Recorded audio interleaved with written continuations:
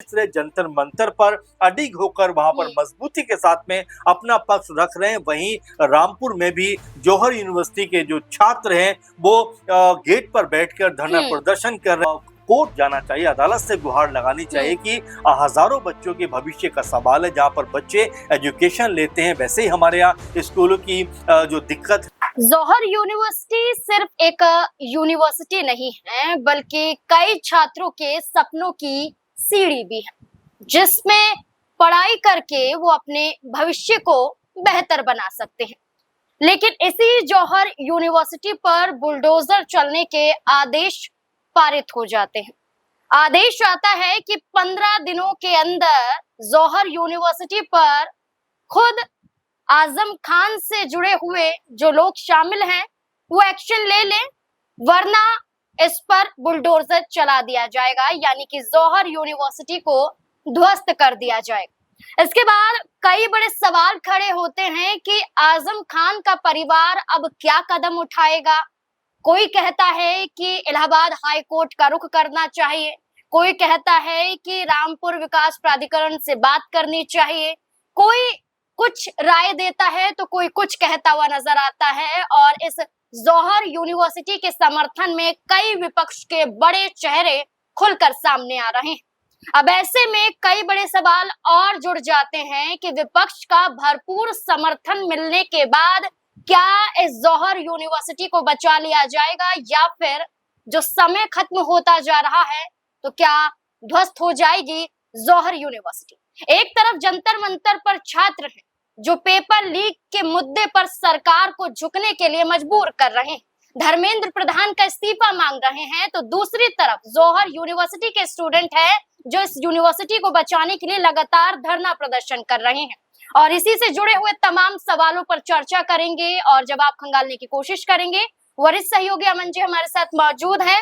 Sir, जौहर university इसको लेकर जो ऐसे फैसला सामने आया उसके बाद से ही तमाम चर्चाएं शुरू हो गई। पहले ये कहा गया कि बच्चों को किसी और यूनिवर्सिटी में शिफ्ट किया जाएगा, लेकिन अब बच्चे खुद ही धरने पर बैठ जाते हैं और ये मांग करते हैं कि यूनिवर्सिटी को टूटने नहीं देंगे। क्या लगता है कि क्या वाकई जौहर यूनिवर्सिटी को बचाया जा सकता है? देखिए, बिल्कुल, जिस तरह का लगातार मामला ये सामने आया उसके बाद में तमाम प्रतिक्रियाओं का दौर भी सामने आया, तमाम टिप्पणियां की गई, तमाम बयान दिए गए। लेकिन जिस तरह से इस पूरे मसले के ऊपर जो कह सकते हैं कि राजनीति हो रही है, बयानबाजी हो रही है, उससे क्या यूनिवर्सिटी बच पाएगी, ये अपने आप में बड़ा सवाल है। क्योंकि अभी तक हमने देखा कि चाहे जो पॉलिटिकल पार्टी हो, चाहे समाज सेवी हो या शिक्षा से जुड़े हुए लोग हो, तमाम तरह से यही बात कहते हुए नजर आते हैं कि शिक्षा के मंदिर को इस तरह से ध्वस्त नहीं किया जाना चाहिए, यानी पुनर्विचार करना चाहिए सरकार को, ये कहते हुए दिखाई पड़े। लेकिन अब इन सब के बीच में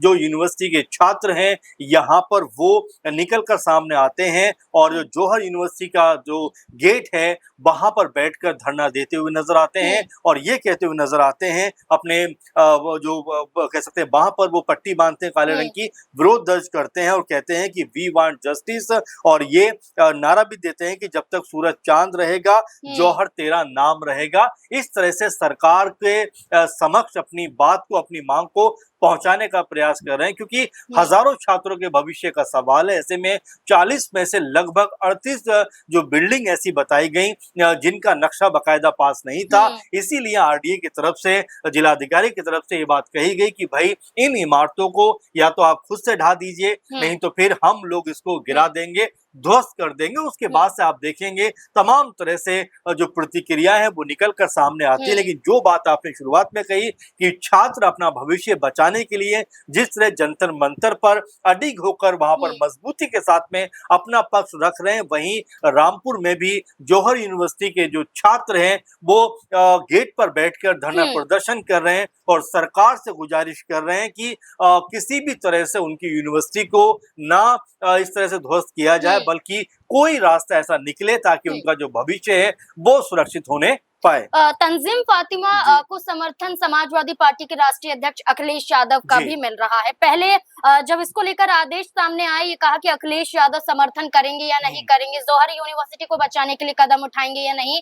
उनका पोस्ट आता है और वो खुलकर ये कहते हैं कि वो जौहर यूनिवर्सिटी को बचाने के लिए जितनी मुमकिन कोशिश हो सकती है वो पूरी कोशिश करेंगे। जी। एक तरह तंजीम फातिमा हर मौके पर नजर आ रही हैं। तंजीम फातिमा को अखिलेश यादव का साथ मिलना क्या बताता है कि वाकई कोई बड़ा कदम है? देखिए, बिल्कुल पहली बात तो ये देखने को मिली कि जिस तरीके से डिंपल यादव, अखिलेश यादव और तमाम समाजवादी पार्टी के नेताओं ने एक सुर में ये बात कही कि भाई किसी भी तरह से कोई भी कह सकते हैं कि अगर इसमें आपको ऐसा लगता है कि निर्माण में कोई जो नियम है उसमें कोई कह सकते हैं कि जो नियम पूरा नहीं किया गया है या कुछ भी वजह आपको लगती है कि जिसकी वजह से आप इस यूनिवर्सिटी को ध्वस्त कर देना चाहते हैं तो उनको सुधारिए। अगर नाम से आपको दिक्कत है वो नाम आप चेंज कर दीजिए। इस तरह की बातें भी होती हुई दिखाई पड़ी।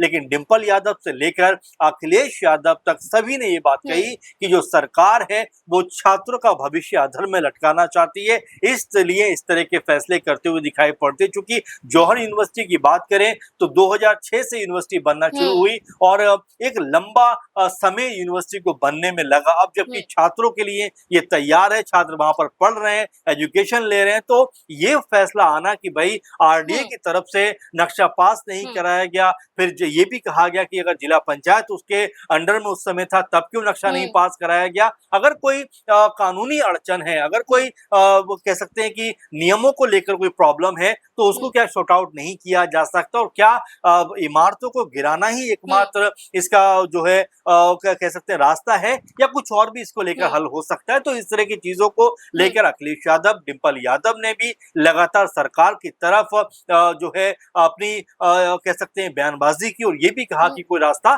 निकलना चाहिए। अच्छा सर, अगर अपने स्तर पर वाकई कोई रास्ता नहीं निकल पाता है, क्या अदालत का रुख किया जा सकता है? देखिए, जाहिर बात है कि यहाँ पर जिस तरह से ट्रस्ट की तरफ से भी कहा गया और लगातार लोग ये बात कहते हुए नजर आ रहे हैं कि कोर्ट जाना चाहिए, अदालत से गुहार लगानी चाहिए कि हजारों बच्चों के भविष्य का सवाल है। जहाँ पर बच्चे एजुकेशन लेते हैं वैसे ही हमारे यहाँ स्कूलों की जो दिक्कत है और ये भी आरोप लगते हैं कि योगी सरकार में, मोदी सरकार में या जो सेंट्रल और स्टेट की सरकार है वहां पर जो है तमाम स्कूल बंद हो जाते हैं। ऐसे में अगर जो छात्रों के लिए अगर यूनिवर्सिटी को भी ध्वस्त कर दिया जाएगा तो ये छात्र आखिर कहाँ जाएंगे। और रामपुर के लिए आजम खान हमेशा ये बात कहते रहे कि उन्होंने कलम पकड़ाने का काम किया है, छात्रों को, बच्चों का भविष्य उज्जवल करने का काम किया है। ऐसे में अगर यूनिवर्सिटी को बचाने के लिए अगर कोर्ट जाने की भी जरूरत पड़े तो मुझे लगता है कि जो ट्रस्ट के लोग हैं और आजम परिवार जो है वो कोर्ट का रुख करता हुआ दिखाई पड़ेगा। लेकिन अभी फिलहाल इसकी मियाद है और क्योंकि 15 दिन का समय दिया गया है, ऐसे में क्या कोई बड़ी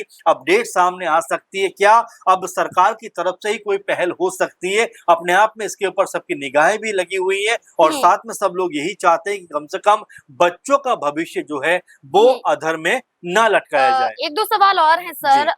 जैसे Muslim personal law board of India जो यूपी के पूर्व प्रदेश अध्यक्ष हैं, उन्होंने खुलकर ये समर्थन किया है कि जौहर यूनिवर्सिटी को नहीं टूटना चाहिए। तंजीम फातिमा से मुलाकात करते हुए इस के सदस्य नजर आते हैं। इसके साथ साथ AIMIM भी ये कोशिश करती है कि जौहर यूनिवर्सिटी नहीं टूटनी चाहिए।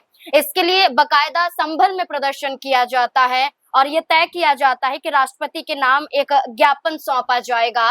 तो AIMIM का समर्थन मिलना, मुस्लिम पर्सनल लॉ बोर्ड का समर्थन मिलना, चंद्रशेखर आजाद भी खुलकर समर्थन करते हुए नजर आते हैं। तो ये तमाम बड़े चेहरों का समर्थन मिलना क्या लगता है कि सिर्फ जौहर यूनिवर्सिटी के लिए ही नहीं बल्कि आने वाले चुनाव में भी बड़ा फायदा पहुंचा सकती है? देखिए, जाहिर बात है क्योंकि यहाँ पर जिस तरह से AM की तरफ से कहा गया वो अपने आप में देखने वाली बात है, साथ में कांग्रेस पार्टी की तरफ से लगातार आवाज बुलंद की गई वो भी देखने वाली बात है और तमाम जो शिक्षाविद हैं जो चाहते हैं कि देश का भविष्य बेहतर हो, शिक्षा में देश आगे बढ़े, उनका एक ही कहना है कि क्या इन इमारतों को गिराना ही एकमात्र रास्ता है या इसकी जगह पे कोई दूसरा रास्ता भी निकल सकता है। ये तमाम लोग कहते हुए नजर आते हैं और इस बात को लेकर अब कहीं ना कहीं हो हल्ला भी मचता हुआ नजर आता है क्योंकि अभी जंतर मंतर पर जिस तरह का प्रोटेस्ट चल रहा है, जिस तरह से बच्चे वहां पर बैठे हुए हैं, जिस तरह से छात्र अपनी मांग को रख रहे हैं, तो हो सकता है कि अब सरकारों के अंदर भी इस भावना का कहीं ना कहीं संचार देखने को मिले कि छात्र अगर उनका भविष्य अंधकार में नजर उनको आएगा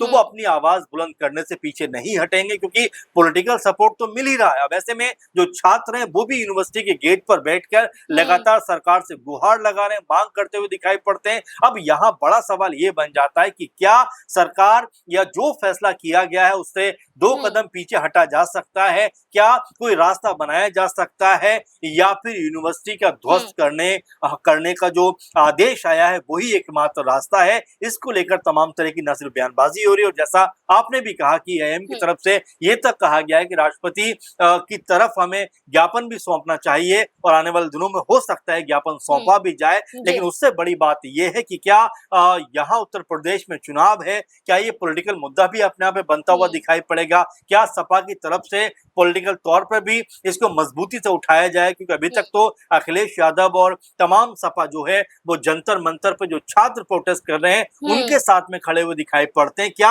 आने वाले दिनों में जो जौहर यूनिवर्सिटी के बाहर ये छात्र प्रदर्शन कर रहे हैं, क्या इनके साथ भी अखिलेश यादव और तमाम समूची जो सपा है, क्या वो खड़े हुए दिखाई पड़ेंगे? ये अपने आप में लगा हुआ। बिल्कुल सही बात कि यूनिवर्सिटी बचनी चाहिए, चाहे इसके लिए विकल्प कोई सा भी चुनना पड़े। अब देखना होगा कि तंजीम फातिमा लगातार जौहर यूनिवर्सिटी को बचाने के लिए अपना पूरा योगदान दे रही है, सड़कों पर है, छात्रों के साथ है, और छात्र भी लगातार इस यूनिवर्सिटी को बचाने के लिए धरने पर बैठे हैं। देखना होगा कि सरकार द्वारा अब क्या रुख किया जाएगा, आरडीए की तरफ से क्या फैसला लिया जाएगा। इस पूरे मुद्दे को लेकर आपको क्या लगता है? अपनी राय हमारे साथ जरूर साझा करें। धन्यवाद।